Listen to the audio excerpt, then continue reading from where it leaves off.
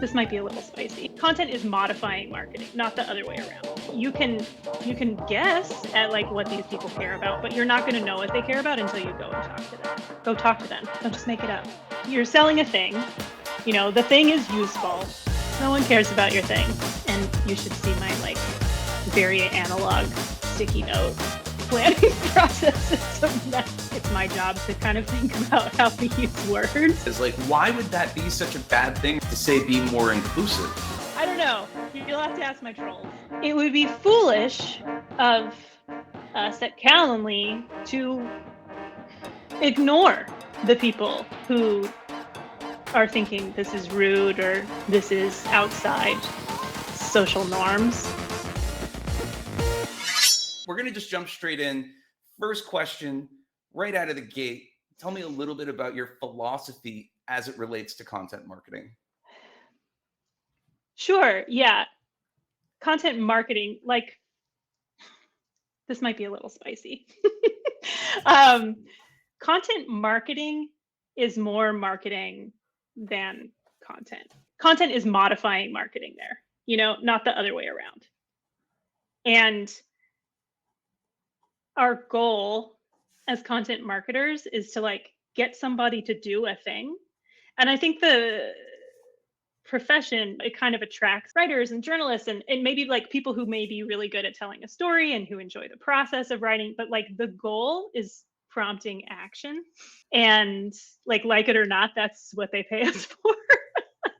And the way you get your visitor to take that action is by understanding deeply who they are and what they want, getting crystal clear on that. I think that's really hard to do. And I think it's a really easy step to skip. And I think that's why there's a lot of bad content marketing out there. You know, because you're selling a thing, you know, the thing is useful. You want to say, look at my thing. Here are all of the things my thing can do. You know, buy the thing. But no one cares. No one cares about your thing. They care about what the thing can help them do. They care about being better at their job. They care about being more efficient in their life. Or, yeah, once you figure out who they are and what they care about and what they need, then you can really make some moves. But I think a lot of like what you see as content marketing like fails to like take that critical first step into consideration. We've actually heard quite a few times on the stream here, nobody cares. Yeah, is that a recurring theme? Yeah, it is. It's a recurring theme. And I think it's interesting. Like we had a guest a while back. His name is Praveen Kumar. He was a colleague of mine when we were at Shopify. And he said he keeps a Post-it note on his screen that says nobody cares. And oh, that's brilliant. It's an excellent reminder, especially because we put so much effort into this stuff, and it's like a micro tiny moment into somebody's day, right? Like, okay, so here's the question though. You've worked with some companies that have very broad types of customers, right? Like Loom, Calendly, Basecamp. These are companies that are Swiss Army knives of software. You can use it, any number of people can use it for any type of thing. Tell me about the research process that you're using to know deeply what it is that person needs or wants. Yeah, I mean, fortunately, I've, you know, had the luck and pleasure of like sitting on teams where like that's not always content's primary job. You know, like generally there are product marketers and there are, you know, like customer researchers and other people that you get to partner with. And there are also like goals set by the organization at large, like, okay, everyone, this quarter, we're going to focus more on enterprise. We're going to focus more on recruiting buyers. We're speaking primarily to leadership personas there. Okay, like that's generally enough as a starting point to then go like as a content marketer and be like, okay, who knows about this? Like you can you can guess at like what these people care about, but you're not going to know what they care about until you go and talk to them. So the easiest place to start is with the subject matter experts in your own organization. In that case, using that example, I would go to my recruiting partners here at Calendly and ask them to tell me about what their problems are and like how a tool like this really helps save them time or alleviates their problem in some way. And then like who else outside the organization, customers, like what are they thinking about and worrying about, and how has this product or service helped solve their problem? And go talk to them. Don't just make it up. That's a big thing, like making it up. I've seen this time and time again. Now, the reason why I think a lot of us can make this up, though, and I'm guilty of this, right, is you have a hard time sometimes accessing customers, right? Have you experienced this? You can't actually talk to customers because there's so many different layers. Sometimes, like if you Okay. want to talk to a customer about a super specific thing, you're like, I need a customer who's using my tool in this really particular way. Like, and it also depends on like internal tools. Like, can you just go in Salesforce and like find somebody like that and, Right. go say hi? Um, a trick of the trade that I've learned from my manager here at Calendly, Jeff Hardison, is like just go search for where people are talking about you, and go search for like like on Twitter and LinkedIn, like where have people talked about your product in the context in which you need more information. Because if they're already talking about you in public, chances are like if you reach out and say, hey, thanks for saying this, like I would love to chat with you about this, like most of the time those are your advocates and they're gonna say like, yes, absolutely, would love to talk to you. And then you have a source. I love that. And you can sort of avoid the back channel red tape Yeah. thing that needs to happen. Yeah. It's so straightforward, and you would think that companies would allow that a little bit more. Okay, I want to switch gears here because one of the things that you talk about quite a bit in public, and I love this, is the accessibility and inclusiveness in content. How does that play into? Erica says she has your mug. I Yes, told you, my Dolly Erica. mug. Yeah, I told Erica that Erica was a previous guest. I told her you two would get along quite well. So that's just further confirmation, Erica. Tell me a little bit about the inclusiveness language and how that plays a role in your overall philosophy and the impact that can have on the business overall. This started kind of a couple years ago when I was still at Help Scout, and Megan Chinberg, who is the VP of engineering, posted something about the word cripple in Slack and just like how we use it to describe like feeling hamstrung or like blocked in some way. But it's actually not, it's ableist, it's not very sensitive language. And my reaction to that was just like, oh, I hadn't thought of that before, and it's my job to kind of think about how we use words. Right. And so I just kind of like did a search on our site to see like, have we used that word in our blog? And I think I found a couple instances of that. And I was like, well, what are some other bits and pieces of language we throw around without really much regard for how certain segments of our audience feel about them? And so we just kind of came up with a list of a bunch of words that like, even, when people use them and they don't mean anything bad by them, like calling a group of people guys, for instance, right, when it's a mixed gender group. A lot of people aren't bothered by that. A lot of people who don't identify as guys aren't bothered by that. I have friends who call me dude, like I'm not bothered by that.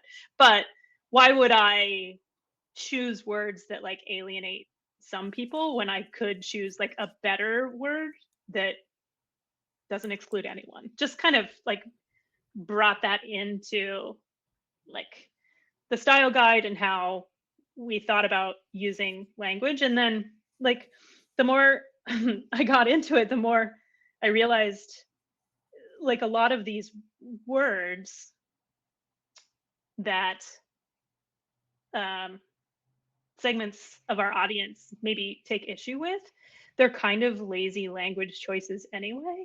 And Mm, so, like, why wouldn't you choose more precise, specific language that makes your content better? What's good for accessibility and inclusivity is also really good for SEO and, right. like, you know, like really, really descriptive alt text or like anchor links and things like that. So there's a lot of overlap there. So yeah, it's just something I try to keep in mind as I'm, you know, using language with audiences who I, you know, I don't want to exclude anyone from. When you were doing your audit of that, how pervasive was it once you saw, like, across the board what it was looking like? I think the number was like 72 instances of like words like stupid or lame or, you know, just that don't make you look good anyway. And Right. that there are always more um, precise Yeah. synonyms for. And did you find when you were starting to talk to people internally about this that like there was a level of like what was the level of education that you had to put out there, and then were you getting any pushback? Yeah, not so much at Help Scout. Everyone at Help Scout was like, "Yeah, got it, no problem," because they're a very like Right. thoughtful and inclusive culture. Anyway, I did start to get pushback when I started speaking about it in public. Um, Really? yeah, I mean, there's just the like, you know, social justice warrior, like, Right. like this isn't, you know, this isn't SEO, this isn't content, like this is just somebody pushing, you know, a progressive agenda, da da da da. Right. But so two things. One, like I use a lot of caveats when I'm speaking about this, like I'm not here to police anyone's language, and language is tricky. And, you know, I definitely use different language in private with my friends than I would use in front of a crowd or at work. Like, there Do are you have to different. use those caveats to like get people to be more receptive of the I think language of I like think what you're some people saying? shut down. I think as soon as you tell people like don't say the word stupid, they're like you've lost them, you know? So I do try to like tell people, you know, like this is messy, this is kind of chaotic, and Yeah. like and I am also a human and this is how I think about it. But then like to the real naysayers who are just like why should I care about this at all? Right. Like because you're no longer alienating people who might give you business. Why would that be such a bad thing? Like why Yeah. why would Like anybody like and audience, I want you to weigh in on this too, because like why would that be such a bad thing or an offensive thing to say be more inclusive? I I don't know. You'll have to ask my trolls. Oh, all right. We're okay. So this is the section of the show. We're going to switch gears a little bit more. I don't know what to say to that. Like, why would people get upset about that? I don't understand. Let's see here. Um, so tell me a little bit about your process when it comes to planning out your content, right? And how are you planning content, doing the research on the content, making it so you are connecting and resonating with the people that you're trying to go after. And I'm particularly interested in this because you have worked for a number of Swiss Army knife companies. So what's the common things, and then what are the more specific things as you've gone along the way? You start with what are we trying to get people to do? And who are those people? And what spaces do they hang out in? And what are their pain points? And how can we be helpful to them? And then you know, 1,000 different things you have to keep in mind about, like, you know, is your business product led, top to, sales led? Where are the gaps in your current funnel? Do you have, top, mid, bottom of funnel content for customers, prospects, and like existing users, like every stage in the journey? And how are you helping those audiences be more successful? So, like, once you kind of have all of that answered, and you should see my, like, very analog sticky note planning process. It's a mess.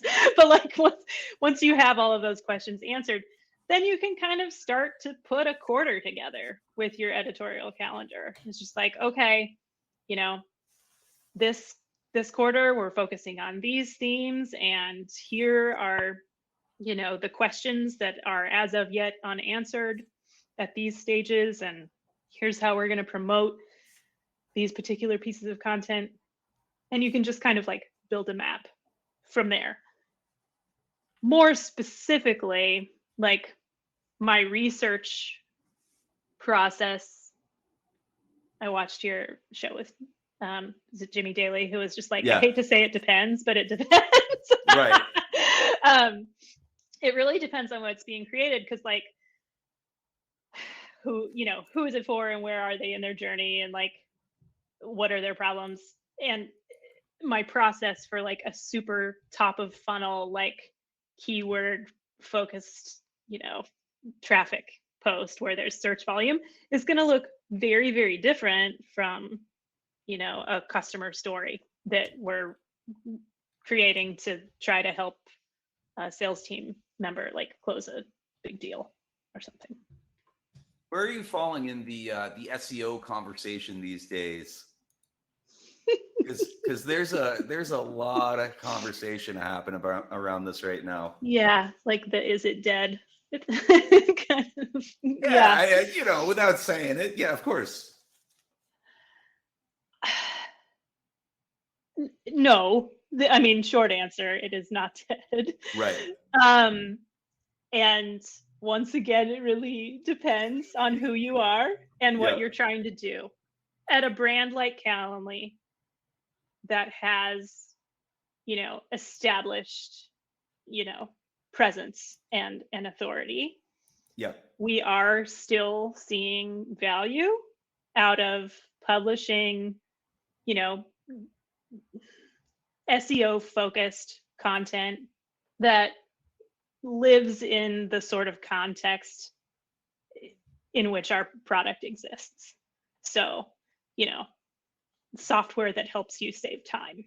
A lot of stuff around that, or, stuff that is of interest to our ICP, our ideal customer profile, like, recruiters and salespeople use Calendly to schedule meetings really often. And so we try to publish the kind of content that those users find value out of. And we do still see conversions coming in from that traffic. Well, that's good. I mean, it's, if it's working for you, I would have a very different answer if I was coming, from a brand new startup who is trying to break into a space and compete with, like, the HubSpots and the Shopifys of the world. Like, good luck, but I think you're going to have a lot more success with, thought leadership and product specific content that is helping people. What's interesting about Calendly, and I want to know, does this play a role in any of the content you create? The brand courts some controversy. Yes. and I, at one point, I fell on one side of the equation, and now I fall on the other side of the equation. I'm pro Calendly now, right? But generally that's the movement that people are making. Yeah. Does that play a role in any of the stuff that you're creating, or, like, what's that conversation like? Absolutely. As far as tell me about it. Well, first of all, like, coming into Calendly, like I was aware that this is and for those of you who are unfamiliar with Calendly, its primary offering is scheduling automation. So you send someone your Calendly link, they can book time on your calendar without having to go back and forth via email a bunch of time. What time works for you? Well, that time doesn't work for me anymore. Blah, blah, blah. It's just like you book a time on their calendar. Some people find the sharing of a calendar link rude. And this is a conversation that is kind of cyclical on social media. Someone every 6 months or so will come around and say something like, how very dare people. It's a weird flex. I mean, to me, I was in that part of I was in that camp where I'm like, man, somebody's flexing on me. Yeah. When they send me a Calendly link first. And it would be foolish of us at Calendly to ignore the people who are thinking this is rude or this is outside social norms. Yeah. And so what we want to do as content marketers is like create content that educates people on when you are sharing a scheduling link, how to do that in a polite way. Right. Because there is a rude way to do it. You know, like on LinkedIn, a recruiter comes to me, you know, out of the blue, hasn't bothered to establish a rapport. Hey, I, saw your profile, think you'd be a great fit at our crypto, whatever. Here's my Calendly. Like, go away. Like, no, that's not the right way to use that. But some people aren't aware. Right. And so the best, most educational content we can create around that is like scheduling etiquette. And so shortly after I came on, Jeff Hardison wrote a post about just kind of general like Calendly etiquette. And we also, a writer on my team, Thad Thompson, published an ebook as well about like more in depth. Like if you are using a scheduling link, how can you go about making sure that people will not perceive it as rude? How to not be a jackwagon. Totally. Yeah. And so this latest round of debate that happened when Sam Lesson, posted on Twitter about this, and like it was a real topic of conversation late January, early February, like, is it rude, is it not rude? We were ready to go. We had content to plug in to those conversations, and that's an extreme example of like the power of content, but we felt really useful in that moment. Well, it's good. I mean, understanding what that conversation is and being preemptive about it instead of ignoring it. And I've worked with brands who prefer to ignore that type of controversy, right? You just pretend it doesn't exist. And then there's like this tone deaf type of approach where you're not being plugged into that. So therefore, when controversy happens, you don't have the how to not be a jackwagon ebook, right? And I think that's really good. I think that's a great thing to like educate the existing customer base on how to have decent etiquette, I guess.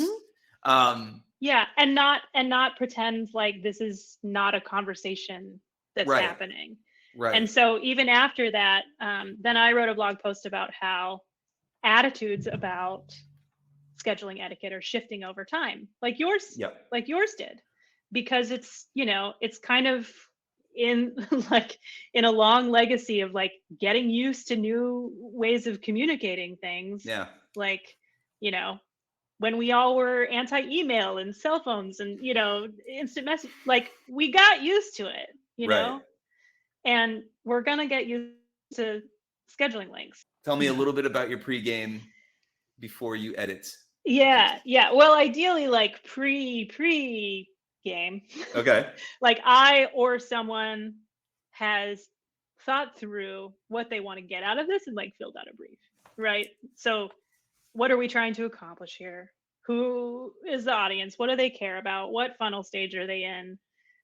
Is there an SEO component to this? And like, if so, what are the keywords? What action do we want people to take? All of that. Who are we going to interview? Et cetera, et cetera. When I get a draft back, and let's assume that the writer got a great brief, and turns in their draft, what does my edit look like? The first read through, I sit on my hands, and people assume I'm being metaphorical when I say that. I'm not. I literally sit on my hands. Why? Because the temptation to go into copy editing mode is so strong. Like, I come from a journalism background. I see, a typo or anything, and I want to get in there. And that's such a disservice to both you and the writer. So even knowing this, like consciously knowing this, I'll still be afraid that I won't catch something the second time I go through it. And so I'll be like, oh, I'll just take care of that right now. Like, no. Like, so that's why I have to sit on my hands. If it's a really good draft, then I go through it again and like maybe suggest moving a few things around here and there, and then maybe go into copy editing mode at that stage. But if it needs work, no copy edits, just overarching feedback. And sometimes instead of marking up the draft, and this comes from working at Loom, I'll record a Loom. I'll have the draft up in front of me. You can see my face, and you can see that I'm not mad. Right. And you can hear my tone of voice, where I'm just like thanking the person for putting time into this, maybe apologizing for not giving clear enough direction, and then like explaining that this post is going to need some serious revisiting, and here are the major points I want you to consider. Because if you just get a hugely marked up draft with a bunch of comments in the margin, that's like the most deflating feeling in the world. And deflating people is not your job as an editor. So I've started to hear Loom come up in the conversation a little bit more lately, and certainly having that back and forth, having a face to the feedback. How has that been received? Because there's certainly like a before Loom and after Loom period of time. Yeah. I mean, before Loom, it would have been a call, okay. Right? So at least you have the tone of voice. And maybe like if you're not using Loom, you can still find time to hop on a synchronous call. I just find Loom useful because it's like, I'm looking at this right now. And I love it. These thoughts are at the top of mind right now. And so I'm just going to record a video and walk through it and show you me looking at the piece and pointing to specific pieces of it without like highlighting, crossing things out, commenting in the margins. Like when I'm asking you to put what you have in your conclusion, like in the intro, and like rethink your H2, like, right. It's so much more effective personal. and personal. Yeah. And I do kind of consider myself a gentle editor. Like I want there to be a trust. I want there to be a rapport. I don't think like brutality. Right. It's not my brand. Like, and that's not kind of the editor I am. And I do catch more flies with honey. So, it's been a really useful tool in my toolkit, and writers have been like, this is awesome. Thank you. Like that's the reaction I tend to get. So and we hear that a lot too, about the relationship between the editor and author, and I really appreciate that. I like being able to develop that relationship with the author in a way that makes the most sense for everybody and build that level of trust. Erica, who's in the chat right now, we talked a lot about that in her episode too. So yeah, good stuff. Okay, let's jump into the edit. You've had the time to take a look at it before. I'd love to hear your notes and how we can go about it. If you want to share your screen, Yeah, should I pull it we'll get up? into it. Yeah, please. Yeah, I'm curious what you thought of this too, by the way. So this is a post titled Best Customer Support Apps for Shopify. Pretty branded, obviously keyword targeted piece. It's 11 pages. I'll scroll through the whole thing so you can kind of see what I'm looking at here. And I often kind of go through it and pay a lot of attention to the conclusion or the CTA, because that's where you find like, what are we actually trying to get the reader of this piece to do? And so it's not, I will say with this piece, it wasn't until I read this very last paragraph that I understood as the reader what this piece was trying to get me to do. Try the integration. And so this would definitely be an instance in which I would, well, first of all, I would love to see the brief for this. Like, what was this writer given? And the feedback that I'm giving right now, like, I don't think in any way reflects on the writer, because it's a perfectly well-written piece. But I think this is a mid to bottom of funnel CTA being stuffed into a very top of funnel approach. We've got what is customer support software as an H2. What else? And kind of why customer support is important. This is so broad.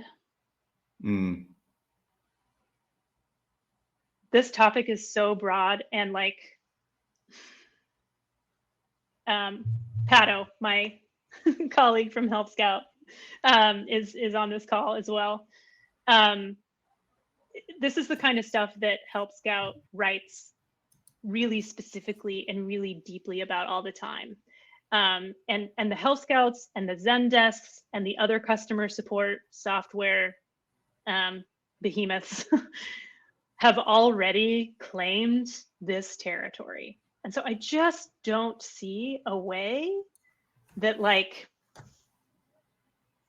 you know, this kind of suggests to me that we're trying to rank for something. Yeah? Mm-hmm. I think so. What are you trying to rank for? And like, who are you talking to? And why are we assuming that they're, like, what are we assuming that they're Googling? And really what you're trying to do, my assumption, and I'm not a user of this product, but my assumption is that, like, these are users, or at least like solution aware people who are not aware that there's like an integration, or who are shopping for certain integrations, customer service software integrations with Shopify. Yes? Does that sound? I think so. I mean, it would be somebody who's kind of going like, I need customer support software. What are some of the best customer support software? Yeah, but you already are on Shopify, yeah? For Shopify. Yeah. You know? So like, we've got a really specific user here. They're probably gonna go looking for like, what's the best customer support software elsewhere. And like, where we can maybe help them here is going really deep into what each of these integrations can help them do. Like, how can we help them build a better business? And I don't see that happening in this piece. So this would be an instance where, like, I would get on the phone, or record a Loom and just be like, hey, I didn't give you enough info. I'm assuming that this writer is not in-house. I'm assuming that this writer was given like some basics, Yeah, here's that's the keyword. True. Here's the keyword, like, here's the CTA. And I would get on the phone with them and be like, okay, here is our persona. Here is the problem they're having. Here is exactly what we want them to do. And like, let's figure out how to get them to do that thing, because I'm just not seeing what is customer support software, which by the way has been defined, on 100 different sites. Right. Not that, Shopify can't rank for stuff. But it's going way more broad than like the specific question we're trying to address for this specific user. It's so we had a gentleman named Jude Charles on a couple weeks ago, and one of the things he said, and this is one of the things that I feel is a problem amongst a lot of SEO driven pieces of content, and one of my biggest pet peeves about it. What he said, and I thought it was brilliant, it's like you're going to the dentist and you need a root canal, but instead of giving you the root canal, he gives you the entire history of your teeth. Yeah. I mean, how many words does it take to get to the actual best customer support apps? Yeah. And maybe this is useful for someone, but like, if I'm Googling like best customer support software for Shopify, I don't need a section about what is customer support software. Like, I'm good. I think where you can, like if SEO is really the strategy and you're really trying to rank, and you do need that kind of, John Henry Shirk calls it like the 2 audience approach, where it's just like, here's, kind of top of the funnel. And like, as you make your way down the piece, you get like kind of further and further down the funnel until you get to the like, kind of more buyer CTA. That can work especially well if you have a blog format that allows you to see the table of contents and to like click to the section that you would like to see. Some publications have that, some do not. But I don't know, maybe it's just like a personal content marketer thing. I'm so tired of seeing like this keyword stuffing happening, and it doesn't make for compelling reading. There's no story there. There's no, like I said, it took until I got until the very last paragraph to figure out like, who is this for and why should they care? And that's the thing that I'm constantly harping on. Who is this for? Why should they care? Who is this for? Why should they care? It should be evident from the get-go. And when you have a lot of sections in there that are just there for the purpose of attracting search volume, you bury the important stuff. Yeah. And as a content, I've been doing this for a long time now, and it just gets so tiring. And I have a question about this. Erica's got a question in the chat here. Do you like a table of contents? Do I like a table of contents? Yeah. Do you like having a table of contents? I do.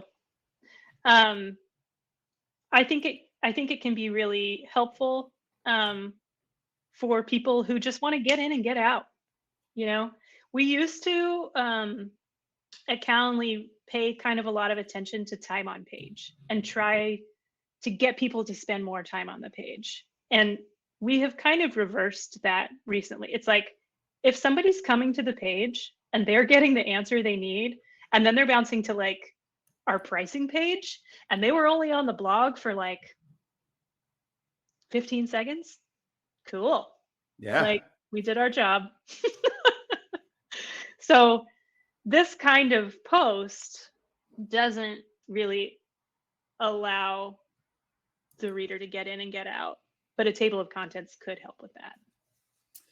The other question that I have here, I forgot my question.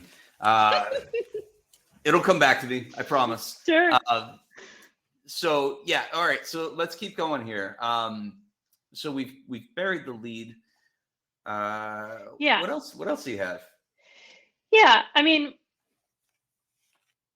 so here we go into kind of a list of types of customer support. You can offer customer support via telephone, via live chat, via email. Again, these are things that are covered. These are each separate pieces of content that have been covered ad nauseum on multiple other sites. I would just cut it. Why customer support is important. If people have clicked into and are actively scrolling through a piece of content about the best customer support apps for Shopify, they don't need to be convinced of this. Trends to look out for in 2022. I think, yeah, just in general, like, there's so much stuffed in to this. And really, when it comes to like impact, I would just want to get really clear with the writer on, how, like, the action that we want people to take and the content that is going to lead to them taking this action. And all of this, like 80% of this, is probably actively getting in the way of that action. It needs to understand the intent Yeah. better, is what it seems like. And my question just came back to me. Oh, good. Pattern breaking. This is a pattern across marketing, content marketers, freelancers, in-house folks. It's something that's been drilled into our head that you have to do if you want to get the snippet and have the. How are you breaking patterns? I think this is hard because of how it is drilled into us and reinforced. But I think you really have to think about content as straddling that line between brand and demand. Because demand gen is like this measurable thing and brand is nebulous, it's easy to forget about the impression you're actually making on your audience. Mm-hmm.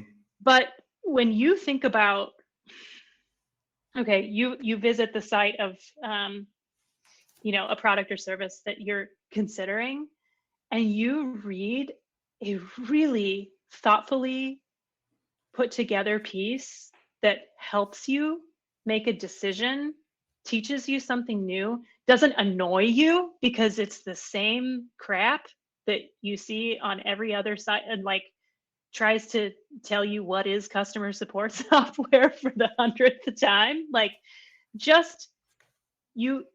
just tells you what you need to know, and it's like helpful. That brand impression is priceless. But it's easy to forget. So like, I think what we need to do to break the, like, if we are going to make checklists about, SEO keywords and, go through the best practices as we create it, then one of those like checklist items, one of those best practices needs to be like story finding. Because otherwise, like, it's not going to be worth it. How are you finding the story? And then and then we're going to have to wrap it up pretty soon here, but how are you finding that story? You start with who is it for and why do they care? Otherwise,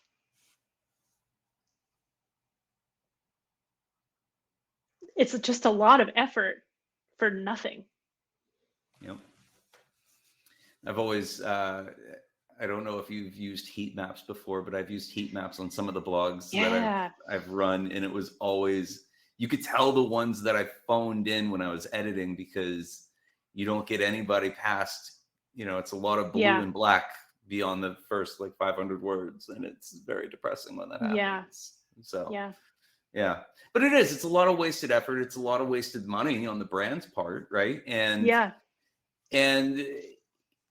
how much extra time and research does it really take to understand that? Who is it for? Why do they care? Right. Yeah. And really factoring in those discovery channels as you're going along here too, right? Like, we've talked about that before on how understanding how people are going to get to this, which was part of your research process, right? That influences how you write and how it's just like how it's created overall, and then like getting people to care, like from that understanding. So cool. Because again, nobody cares.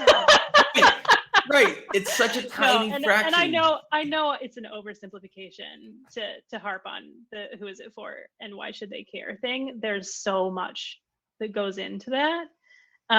But ignore it at your own peril. Right. Exactly. Zachary says, and thank you, Zachary, for coming on to the show again. On the patterns front, how do you make the case internally for breaking those patterns, particularly with SEO-focused content where the philosophy is and has been, in order to compete, the content needs to do what the top posts are doing and go above and beyond. Especially good, like get rid of the skyscraper technique. Like, yeah. You get fed up and you refuse to work at companies that make you justify your existence as a content marketer. I don't, like Tommy, you and I have talked about this before. Yeah. Like I just am so profoundly uninterested in doing that work. And so there has to be alignment. There has to be buy-in. There has to be value placed on brand. Yeah. Because if all you're giving me permission to do is like anything that has like a one-to-one correspondence between like publish this, get me a lead, like I'm so profoundly uninterested in that at this point. Yeah. I think my experience with that, and yes, and it can be soul crushing for your career, and I wanted to talk to you about all sorts of other stuff, like getting off the hamster wheel and all of that. We need to have another one of these. Would love to. Oh man. But I think the thing, Zachary, to answer your question, Erica says preach. I think to answer the question, at least this is what I've done, is you have to do sort of an internal roadshow, right? Where it's you do the research that's beyond just, hey, here's ranking. It's kind of showing the efficacy of SEO oriented content, especially depending on where your brand's at in the time and how long those pieces for that key phrase have already been ranking for, because we already know that something that's been ranking is going to be difficult to break into, right? And then start to show the value of different types of content going throughout. At least that's the best I can offer. And then, if that doesn't work, then fine. Yeah. No. All right. We got to wrap it up here. We are at time. So a couple minutes here. Let's sum it all up.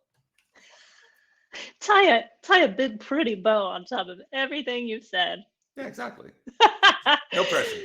Yeah, no, I mean, kind of to what we were just talking about, and how there has to be buy-in for the brand aspect of content marketing. At Calendly, that piece that Jeff, my manager, wrote about Calendly etiquette, that was a branded keyword. And like, I think the slug is literally like, is Calendly rude? Because that's what people are searching for. Right. But when that was written, we promoted it a little bit, and then, it's not a hugely searched for term, and so it died off. But then when that conversation happened around is Calendly rude? And by the way, like, most people are now of your opinion that, like, it's actually just useful, and don't be a tool when you're sharing your scheduling link. Right. But like, that piece all of a sudden got more views than the entire rest of the blog for like a couple weeks straight, by a lot. And it was this like highly branded, he told stories about his mom in this post, like, and it turned out to be like the most impactful thing that we've created in the last 6 months, because it was speaking to, this question that was out there in the open. And I think, like, that's just, if we're doing that, like, SEO and everything aside, like, if we're listening to what people are caring about and we're speaking to those concerns, we're doing our job. Mm-hmm. I love it. I love it. Thank you. Is that a tidy enough bow? That's perfect. That's perfect. So, all right. Well, thank you so much for coming on tonight. I really, really appreciate it. I am going to have you back on at some point because this was great. And there's a whole lot more that we could talk about. I'd be delighted. Thank you. Yeah. And we're going to announce the winner of the podcast mic after the show. We're going to do that in a follow-up. So thank you everyone so much for coming on. If you see in the chat here, we're asking for feedback on the show. So please give any feedback that you might have. And yeah, that's it. Thanks so much, everyone, and have a great rest of the night. Thank you. Bye. Bye.